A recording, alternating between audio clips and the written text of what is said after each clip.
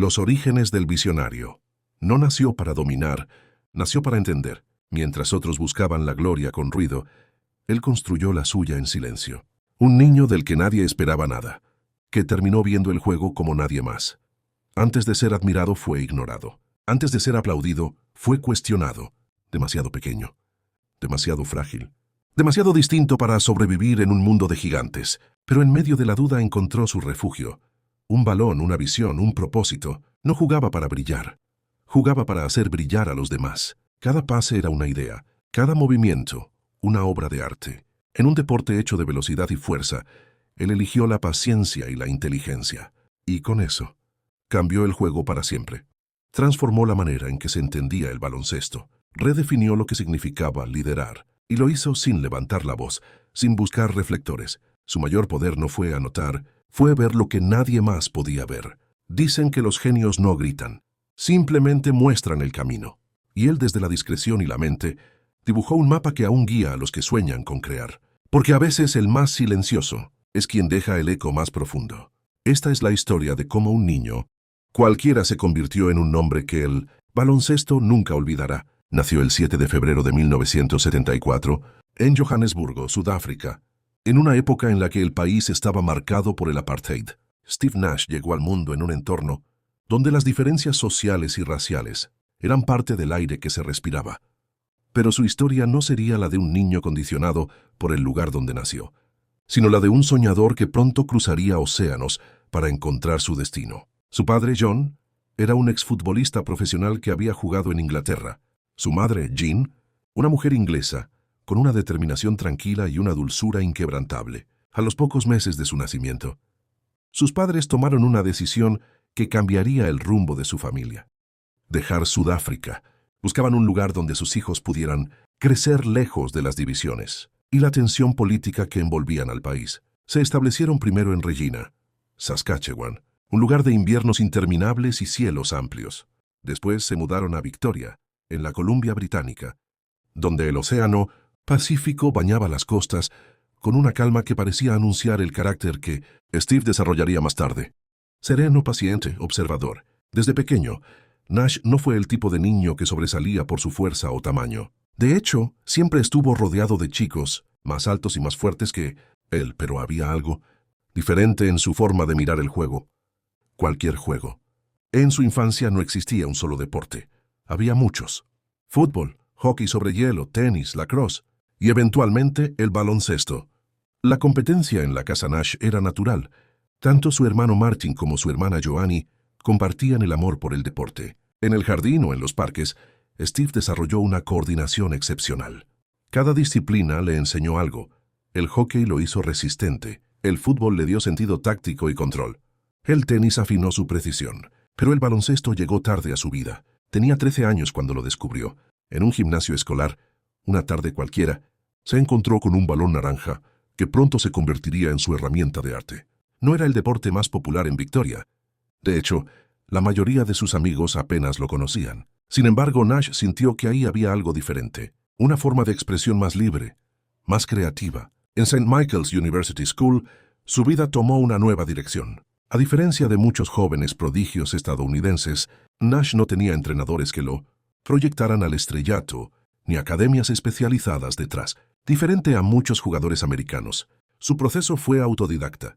Observaba cintas de jugadores de la NBA, especialmente de Magic Johnson, cuyo estilo alegre y visión de cancha lo hipnotizaban. Pasaba horas practicando en solitario, visualizando jugadas, afinando cada pase, cada tiro. Pronto, su talento comenzó a ser evidente. En su último año escolar, Nash promedió más de 21 puntos, 11 asistencias y 9 rebotes por partido, cifras que parecían imposibles para alguien canadiense. Llevó a su equipo al campeonato provincial y fue nombrado Jugador del Año en British Columbia. Su nombre empezó a circular entre los entrenadores universitarios, pero el interés real fue escaso. El baloncesto canadiense era casi invisible para los reclutadores estadounidenses. Muchos entrenadores ni siquiera se molestaban en mirar más allá de las fronteras. Nash enviaba videos de sus partidos a distintas universidades, esperando que alguien creyera en él. Recibió respuestas corteses, pero nada concreto.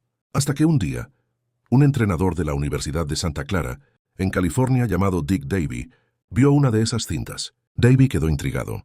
No podía creer lo que veía. Un joven blanco, delgado, con movimientos naturales, pases creativos y una confianza inusual. Decidió hacer el viaje a Canadá para verlo en persona. En ese gimnasio de Victoria, vio a Nash jugar con una alegría desbordante. No parecía jugar para ganar, sino para disfrutar el proceso. Recordaría después. Santa Clara le ofreció una beca. No era una universidad poderosa en términos deportivos, pero era su oportunidad. Steve Nash la tomó sin dudar. Cuando llegó a California en 1992, pocos sabían quién era. Los compañeros lo miraban con escepticismo. Algunos pensaban que el nuevo base canadiense no duraría mucho. En los entrenamientos, su acento extranjero y su físico delgado lo hacían parecer fuera de lugar. Pero Nash tenía algo que no se medía en centímetros ni en fuerza: una mente privilegiada. Desde el primer día, mostró un entendimiento táctico que sorprendió a todos. Leía el juego como un ajedrecista, anticipaba movimientos antes de que ocurrieran. Y aunque su cuerpo no era el más rápido, su mente siempre iba un paso adelante. En su primer año, llevó a Santa Clara a la NCAA, un logro que la universidad no había alcanzado en años. En 1993, guiados por su liderazgo, los Broncos dieron una de las mayores sorpresas de la historia universitaria al eliminar a Arizona, uno de los favoritos nacionales. Nash, con 19 años, fue el alma del equipo. Su estilo de juego combinaba visión periférica, paciencia y un toque artístico que pocos tenían. A medida que pasaban los años, su reputación crecía. No era solo un jugador hábil, sino un líder natural. En las prácticas, se quedaba más tiempo que todos. En los días libres, trabajaba en su tiro, en sus pases, en su físico. Sus compañeros lo admiraban por su ética y humildad. A diferencia de muchos atletas universitarios, Nash no buscaba la fama. Lo movía una pasión genuina por entender el juego en su totalidad. En su tercer año fue nombrado Jugador del Año de la West Coast Conference, y en su cuarto año repitió el honor. Terminó su carrera universitaria como el máximo anotador histórico de Santa Clara y uno de los líderes en asistencias. Su nombre comenzaba a resonar entre los cazatalentos, aunque muchos aún dudaban de él. Algunos decían que no tenía el físico para la NBA, otros que su defensa sería un problema. Pero quienes lo conocían sabían que Nash nunca había dejado que las opiniones definieran su destino. A medida que se acercaba el draft de 1996, Nash se preparaba con la misma calma que lo había caracterizado desde niño. No tenía agentes poderosos ni grandes patrocinadores. Solo tenía su ética de trabajo y su fe en sí mismo. En entrevistas, hablaba con una serenidad inusual. Decía que pasara lo que pasara, seguiría jugando al baloncesto, porque era lo que amaba hacer. El 26 de junio de 1996, en East Rutherford, Nueva Jersey, se celebró uno de los drafts más legendarios de la historia. Allen Iverson, Kobe Bryant, Ray Allen, Stephon Marbury, todos formaban parte de esa generación dorada. Nash estaba ahí, con un traje modesto y una sonrisa tranquila, cuando los Phoenix Suns lo seleccionaron con la 15ª elección global. Su vida cambió para siempre. Mientras subía al escenario, su rostro no mostraba sorpresa, sino gratitud. No venía de un programa de élite, ni de una gran ciudad. Venía de un país donde el baloncesto era casi un secreto, y había llegado a la cima por pura perseverancia. En ese momento, con el logo de los Suns detrás y una gorra púrpura en la cabeza, Steve Nash no solo cumplía un sueño personal, abría un camino para toda una generación de jóvenes canadienses. Nadie podía imaginar que ese joven de sonrisa, tímida y mirada inteligente se convertiría en uno de los mejores bases de todos los tiempos. Pero él sí lo intuía, no como una promesa arrogante, sino como una visión silenciosa, porque desde siempre Steve Nash había sido eso, un visionario, alguien que veía el juego de una forma distinta, incluso antes de que el mundo lo viera a él. Cuando Steve Nash llegó a Phoenix en 1996, la NBA era un mundo diferente. El juego se movía a un ritmo más físico, más lento, dominado por gigantes que controlaban la pintura. Los bases eran la mayoría, directores discretos. Pocos tenían la libertad de improvisar. En ese contexto, un joven canadiense de cabello despeinado, acento extranjero y cuerpo delgado parecía una rareza. Los Suns lo habían elegido en la primera ronda, pero no con la expectativa de que fuera su salvador. En su primera temporada, Nash fue el tercer base del equipo, detrás de figuras como Kevin Johnson, Jason Kidd y Sam Cassell. Tres mentes brillantes. Para muchos jugadores jóvenes, aquello habría sido una condena. Para Nash fue una escuela. En los entrenamientos observaba cada movimiento de Johnson, su control del ritmo, Analizaba la agresividad de Kidd y la eficiencia de Castle. No jugaba mucho, pero absorbía todo. Su cuaderno mental se llenaba de detalles: cómo usar un pick and roll, cómo leer la defensa antes del pase, cómo dominar el tempo, sin parecer que lo hacía. La paciencia fue su mejor virtud. Sabía que su momento llegaría, aunque no sabía cuándo. En su segunda temporada, las oportunidades crecieron ligeramente, pero también las críticas. Algunos fanáticos no entendían por qué Phoenix había apostado por un base que no parecía tener la velocidad ni la fuerza necesarias para destacar en la liga. Incluso fue abucheado en su propia cancha. Nash, lejos de desmoronarse, se refugió en el trabajo. Cada noche después de los partidos, regresaba al gimnasio. Practicaba tiros, visualizaba jugadas, ajustaba su forma. Lo hacía en silencio, con la misma serenidad con la que había construido su camino desde Canadá. En 1998, tras 2 temporadas discretas, los Suns lo traspasaron a Dallas Mavericks. Para muchos, fue un simple movimiento de rotación. Para Nash fue el punto de inflexión. Dallas no era una potencia. Era un equipo en reconstrucción, con jóvenes talentos y pocas expectativas. Allí conoció a un jugador alemán que también buscaba su lugar, Dirk Nowitzki. 2 extranjeros, 2 soñadores, 2 incomprendidos. Desde el primer entrenamiento, algo conectó entre ellos. Nash veía en Dirk un talento inexplorado, un jugador alto con una mecánica de tiro perfecta y una ética silenciosa.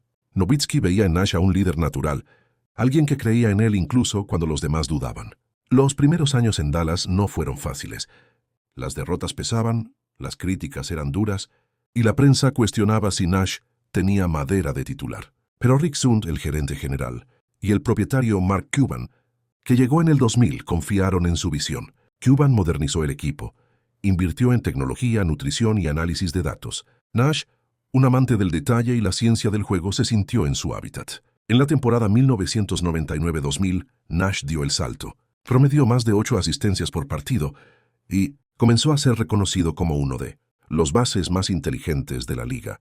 Su química con Nowitzki floreció. No necesitaban hablar. Una mirada bastaba.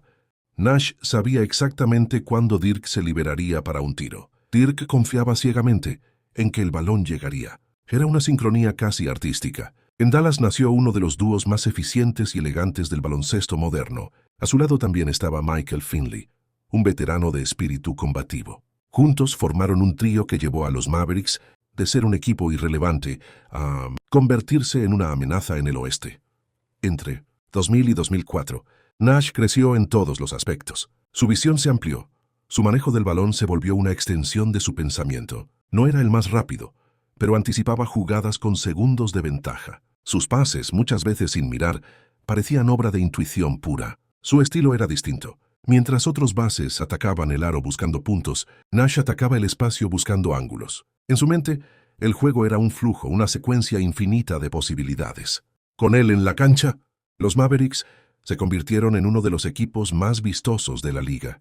En 2002 y 2003 fue nombrado All-Star, reconocimiento a años de trabajo silencioso. Pero más allá de las cifras, lo que distinguía a Nash era su capacidad para hacer mejores a los demás. Jugadores promedio se transformaban a su lado. Su liderazgo no era de gritos, sino de ejemplo. Esa conexión emocional con el juego era lo que lo diferenciaba. Nash trataba el baloncesto como un lenguaje. Cada pase, cada movimiento, era una frase que decía algo sobre su comprensión del equipo. Para él anotar no era el fin, sino una consecuencia natural de la armonía colectiva. En 2004, los Mavericks enfrentaron una encrucijada. Nash tenía 30 años y aunque seguía en gran forma, la gerencia decidió no ofrecerle un contrato largo. Creían que su mejor etapa había pasado. Fue un error histórico. Phoenix, el equipo que lo había dejado ir años atrás, vio en él una oportunidad de reconstruir su identidad. Mike D'Antoni, un entrenador con ideas ofensivas revolucionarias, y Brian Colangelo, el gerente general, creían que el futuro del juego debía moverse a otra velocidad. Cuando Nash firmó con los Suns en el verano de 2004, pocos imaginaban lo que vendría. El equipo tenía jóvenes talentosos como Amari Stoudemire, Sean Marion y Joe Johnson, pero carecían de un verdadero director. Nash llegó con la serenidad de quien sabe que el conocimiento pesa más que la velocidad. D'Antoni le dio las llaves del equipo y una promesa. Juguemos como tú ves el juego. Así nació la era del 7 seconds or less, una filosofía que cambiaría el baloncesto para siempre. Los Suns jugarían con un ritmo vertiginoso. Atacarían antes de que la defensa se organizara. Priorizarían el movimiento del balón sobre la fuerza. Y confiarían en la lectura instantánea de su base. En otras palabras, confiarían en Nash. Lo que ocurrió fue una revolución. Nash transformó la ofensiva de Phoenix en una sinfonía. Cada pase tenía intención. Cada decisión tenía propósito. No imponía autoridad. La inspiraba. Su juego fluía con una elegancia que hacía que el público se levantara antes de que el balón llegara al aro. Bajo su mando, los Suns pasaron de ser un equipo mediocre a terminar con el mejor récord del oeste en 2005. Esa temporada, Nash fue elegido MVP de la NBA, superando a gigantes como Shaquille O'Neal y Tim Duncan. La liga entera reconocía lo que muchos habían pasado por alto: que la genialidad no siempre se mide en centímetros ni en fuerza, sino en inteligencia y empatía. Nash no solo dirigía a su equipo, lo elevaba. En 2006 repitió el honor. 2 veces consecutivas, que MVP era la culminación de una transformación. El niño de Victoria, que apenas había recibido ofertas universitarias, se había convertido en el arquitecto de una nueva era del baloncesto. Pero lo más importante no estaba en los trofeos, estaba en su impacto. Los equipos de toda la liga comenzaron a imitar el estilo de Phoenix. Las ofensivas rápidas, los tiros de tres, la búsqueda del espacio y ritmo se convirtieron en el nuevo estándar. Nash había abierto una puerta hacia el futuro. En su visión, el baloncesto era movimiento, colaboración, arte. Su liderazgo seguía siendo distinto. No era un capitán que ordenaba, era un creador que invitaba a participar. Hablaba con sus compañeros, escuchaba, entendía sus fortalezas. Staudemir crecía con su energía, Marion encontraba tiros imposibles, y los aficionados redescubrían la belleza del juego ofensivo. A pesar de no alcanzar las finales, los Suns de 2005-2007 dejaron una huella imborrable. No solo cambiaron la forma en que se jugaba, sino la forma en que se pensaba el baloncesto. Nash demostró que un equipo podía ser rápido sin ser caótico, creativo sin perder disciplina, agresivo sin ser egoísta. En cada partido, parecía ver el futuro un segundo antes que los demás. Su visión de juego era una combinación de matemáticas y poesía. Sabía dónde estaría el espacio, intuía cómo rotaría la defensa, y lanzaba el pase antes de que el receptor lo pidiera. El público lo veía y se maravillaba.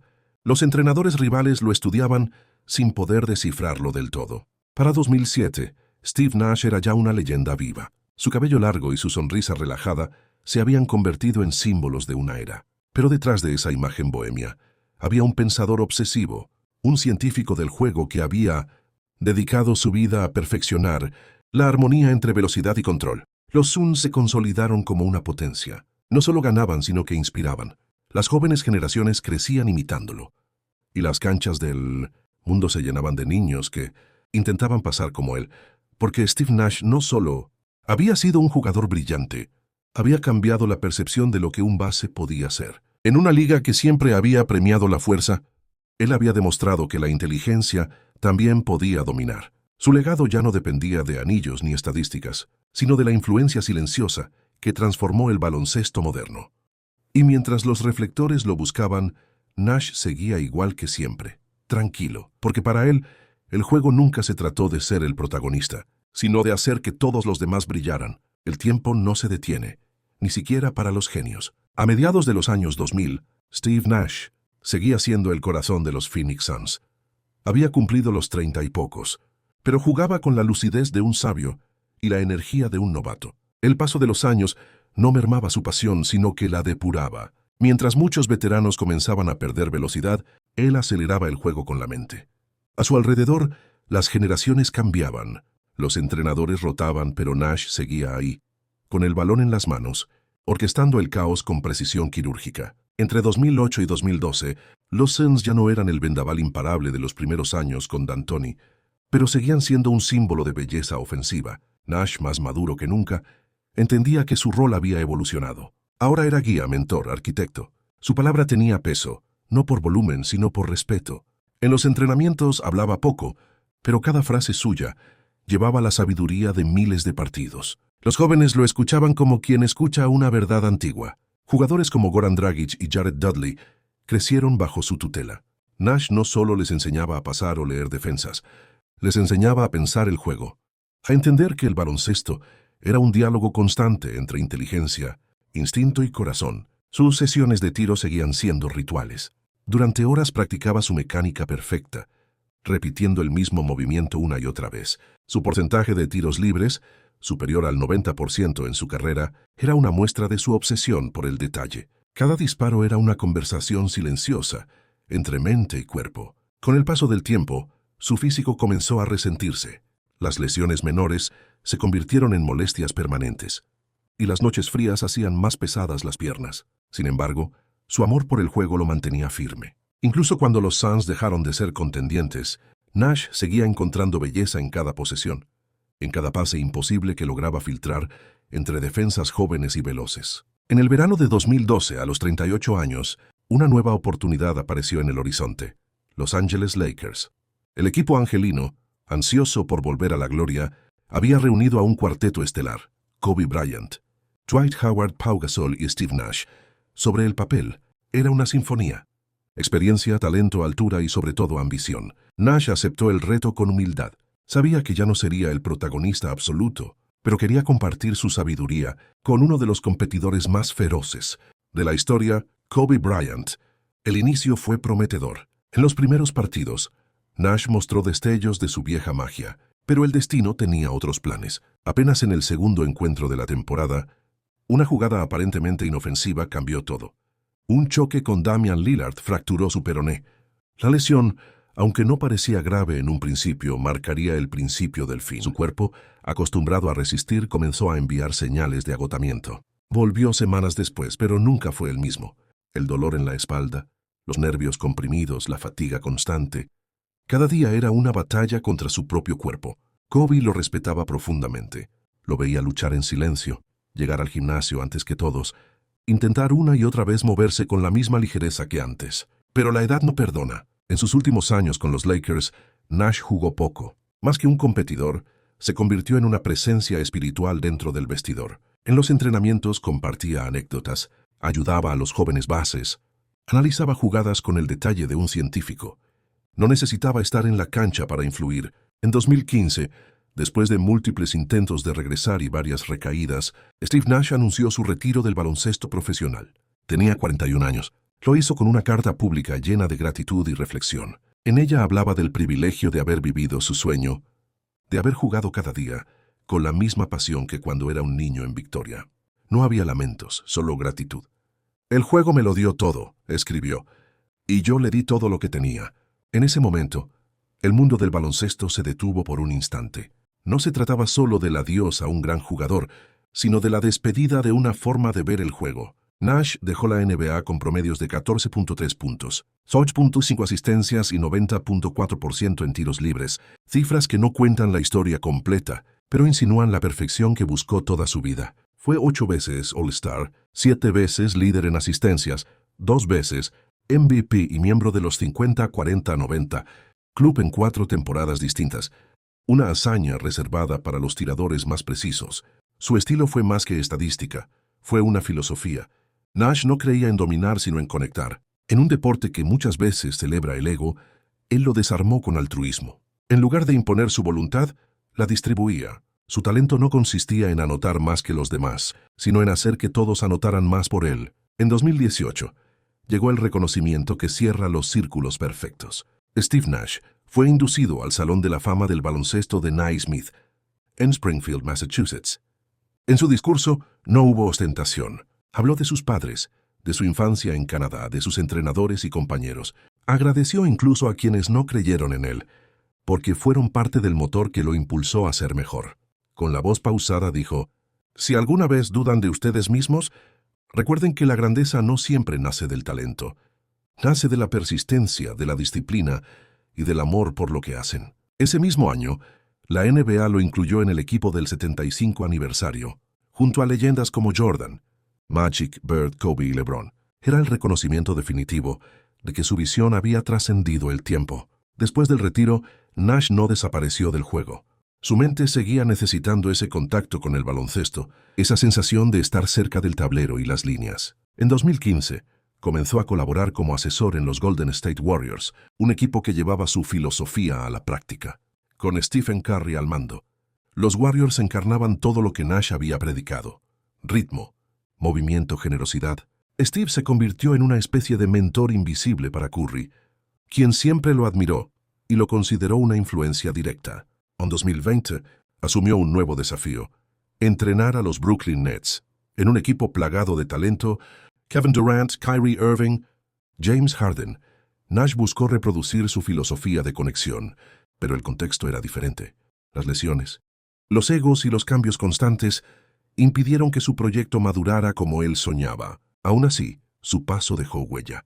Durant lo consideraba una mente brillante, alguien que entendía el juego en su forma más pura. Tras su salida de Brooklyn, Nash volvió a Phoenix como asesor. Era un círculo que se cerraba, una vuelta al hogar donde había florecido. Allí, con los años a cuestas pero la misma serenidad, se le veía en los entrenamientos, sonriendo al ver a los nuevos talentos. Nunca buscó reflectores. Su satisfacción estaba en ver que su legado seguía vivo en cada jugador que aprendía. A pasar con intención, a pensar antes de actuar, a disfrutar antes que dominar. El baloncesto canadiense también le debe un capítulo eterno. Antes de Nash, Canadá apenas tenía presencia en la NBA. Después de él, surgió una generación inspirada por su ejemplo. Jamal Murray, Shai Gilgeous-Alexander, R.J. Barrett, Andrew Wiggins, todos crecieron viéndolo. Muchos lo mencionan como la razón por la que creyeron que era posible. Nash abrió la puerta y detrás de él, el país entero entró al mapa del baloncesto mundial. Más allá de los números, más allá de los premios, su herencia es espiritual. Nash cambió la forma de ver el rol del base. Mostró que el verdadero liderazgo no se impone, se comparte. Que el pase puede ser tan bello como la anotación. Que el control mental puede derrotar a la fuerza física. Su vida fue una lección de equilibrio, ciencia y arte, mente y corazón, humildad y genialidad. En cada pase había una idea. En cada movimiento, un mensaje. Jugaba como si pintara, componiendo armonías con cada decisión. Cuando uno piensa en Nash, no recuerda gritos ni gestos de triunfo exagerados. Recuerda su sonrisa serena, su andar ligero, la forma en que el balón parecía obedecerle sin esfuerzo. Era un director de orquesta invisible, un hombre que encontró en el juego una manera de expresar su filosofía de vida. Compartir, conectar, construir. Hoy su nombre resuena no solo en los libros de historia, sino en el alma del baloncesto moderno. En cada transición rápida, en cada pick and roll perfectamente ejecutado, en cada pase sin mirar que despierta aplausos, hay un eco de su arte. Nash no solo cambió cómo se jugaba el baloncesto, sino cómo se entendía, porque su legado no está en los trofeos, sino en las miradas, en los niños que aprenden a disfrutar del pase, en los entrenadores que hablan de ritmo, fluidez y confianza, en cada jugador que entiende que el juego no se gana con músculo, sino con mente y corazón. Steve Nash fue y seguirá siendo un poeta del baloncesto, un hombre que convirtió una cancha en lienzo, un balón en pincel y el pase en la más pura forma de arte, un genio que enseñó que el silencio puede ser más poderoso que el ruido, y que a veces el legado más grande es aquel que se construye sin gritar, sino simplemente jugando con amor, con inteligencia y con humanidad. Si te apasionan las historias que revelan el alma detrás del juego, no olvides suscribirte al canal.